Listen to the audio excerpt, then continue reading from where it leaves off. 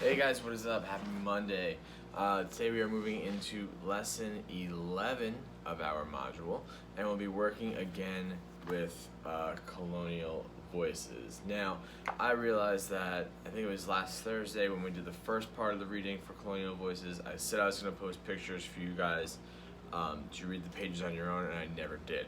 So today, our activity today actually plays well into making up those pages and then you guys reading other pages, which I promise you I've already taken pictures of, so that I know to post them to the lessons so you guys can read them on your own.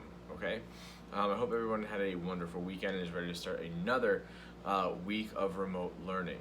Before I go any further, I want to say that the YouTube views are way down and it's very disappointing. Okay, you guys need to be making sure that you are watching these videos carefully, especially today if I'm going to be reading to you,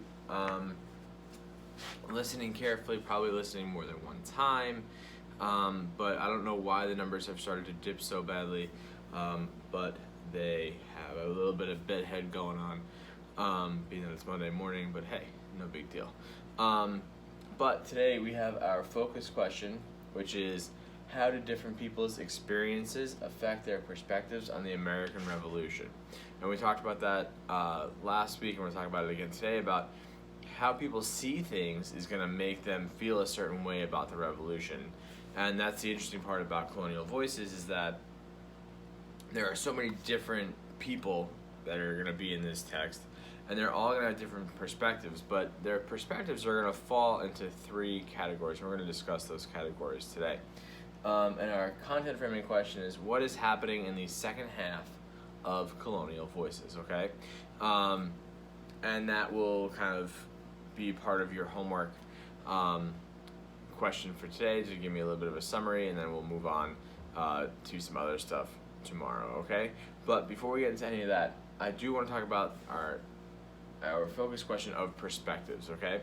So, the perspectives in Colonial Voices. There are really three groups involved in this, and we've been talking about two groups, British and colonists, but this is more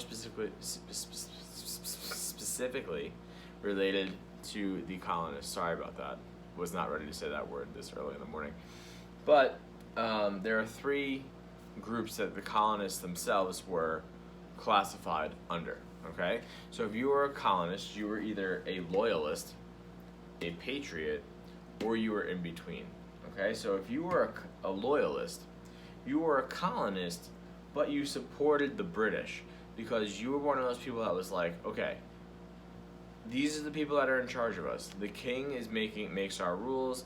The British soldiers are here to enforce our rules, and I'm gonna be a rules follower, and I'm not gonna, do anything to upset them. I'm gonna play by the rules, and I'm just gonna say, okay, they're the ones that are in charge. They must be doing the right thing. I'm going to support them. So that would make you a loyalist. Then there's a patriot. Okay? Many of the colonists that we've started learning about, specifically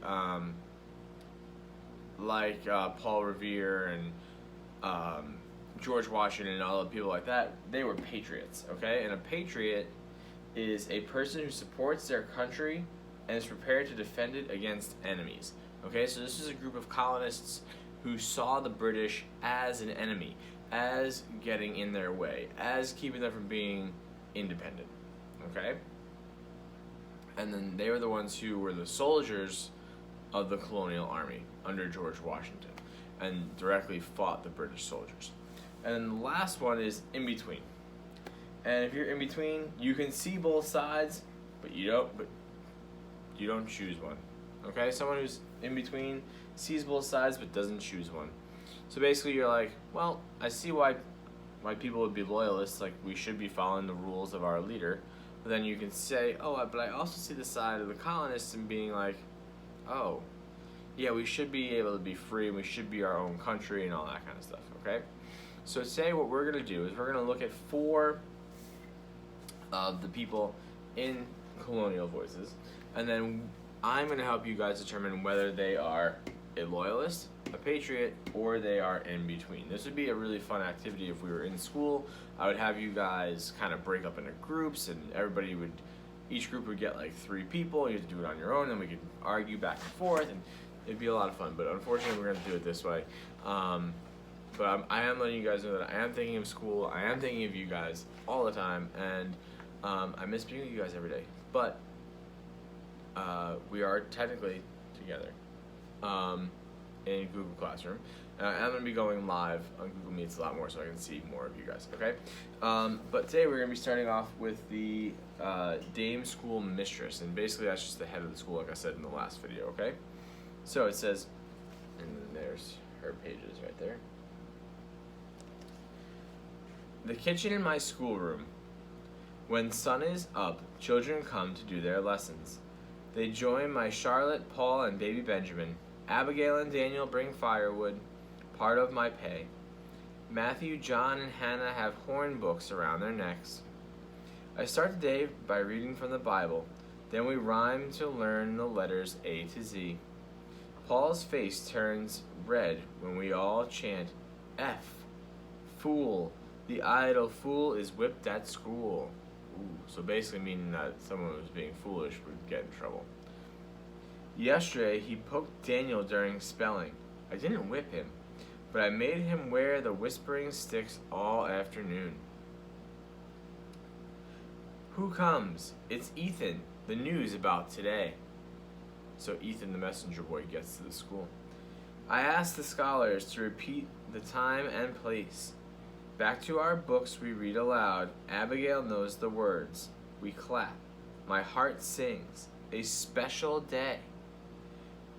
Were it not for those 3 tea ships lurking in the harbor, King George does not give up, but nor do we. Okay?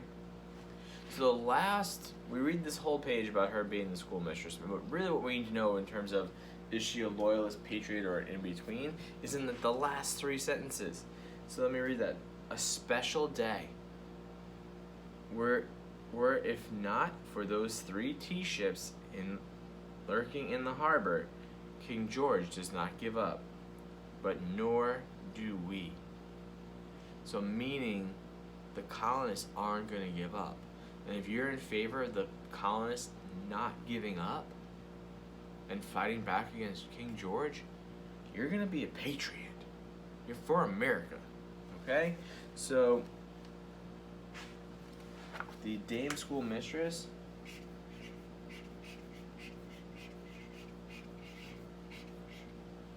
is a patriot. Okay? Now I will go to the Shoemaker. And here is the page for the Shoemaker. He's making shoes, hanging out with his buddies.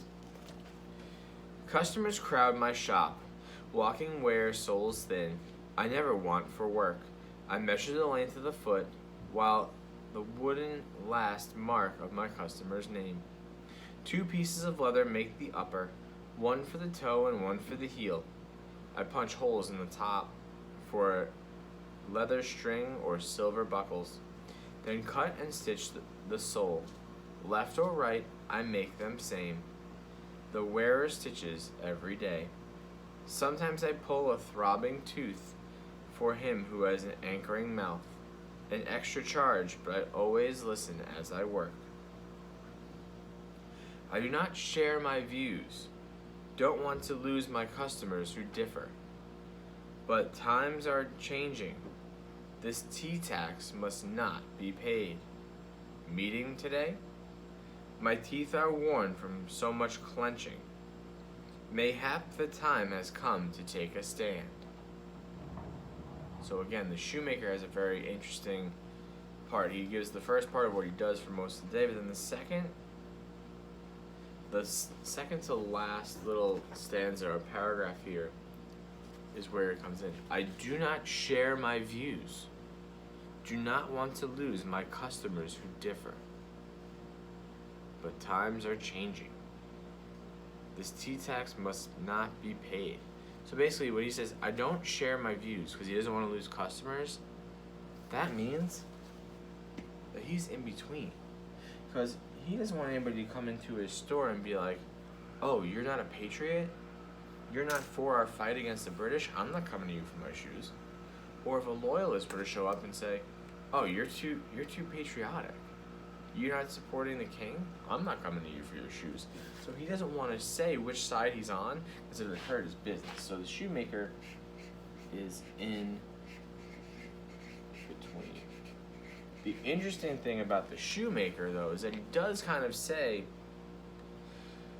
"I think I might have to take a stand," because he's really getting annoyed. So he's actually leaning towards being a patriot, but for the most part, he's in between.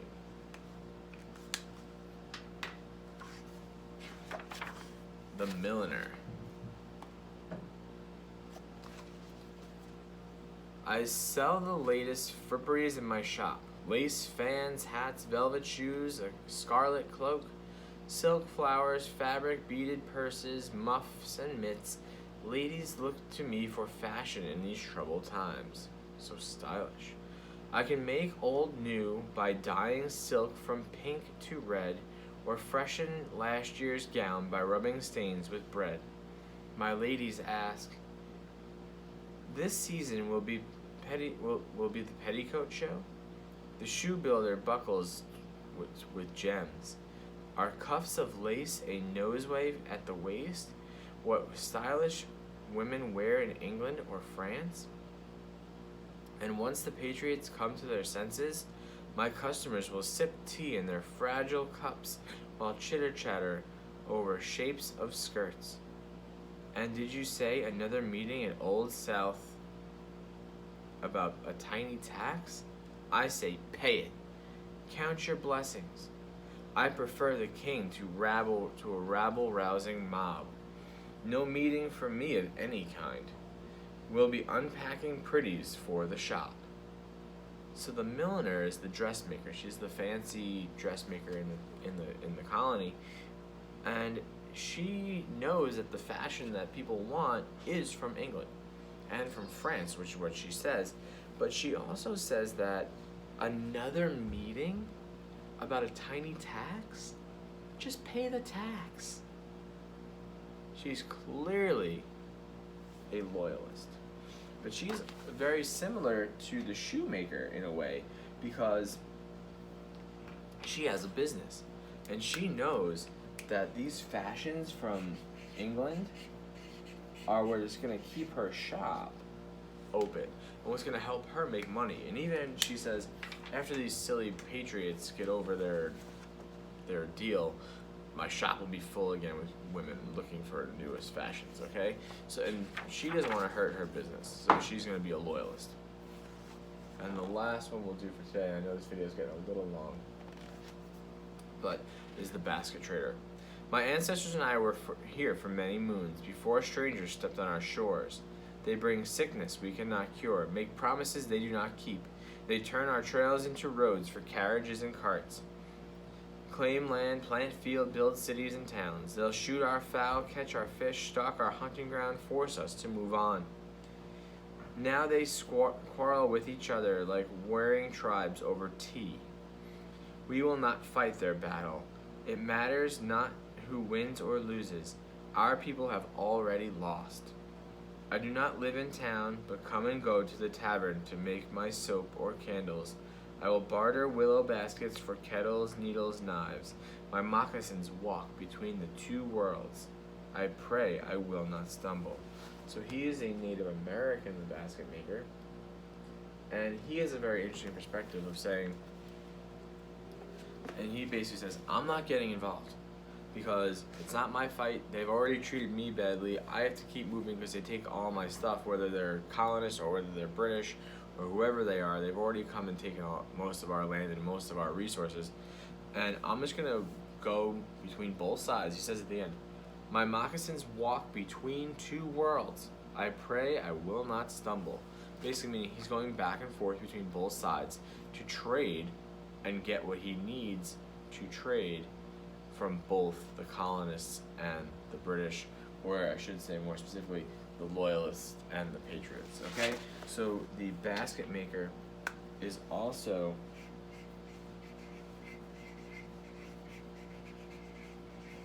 in between, okay? So I'm going to give you guys a couple of pages to read on your own, and you guys will have to do the same thing. in regards to the different characters, okay? So you guys are going to do the tavern keeper, the midwife, the barber, the blacksmith, and the clockmaker, and the silversmith's apprentice. Okay, so that's going to be 1, 2, 3, 4, 5, 6, 7. We're going to do 7. And like I said, the pages again don't have a lot of text, so doing 7 of them should not be too big of a deal. And you're going to identify them as Patriot, in between, or Loyalist. Okay, there will be a sheet for that, and I'm going to have you guys write a summary of what happened on these pages, and there's also going to be a worksheet, so it's going to be spread out over your classwork and homework today. All right, I'll be back tomorrow. We'll be doing some writing tomorrow, and yeah, have a good Monday. Bye.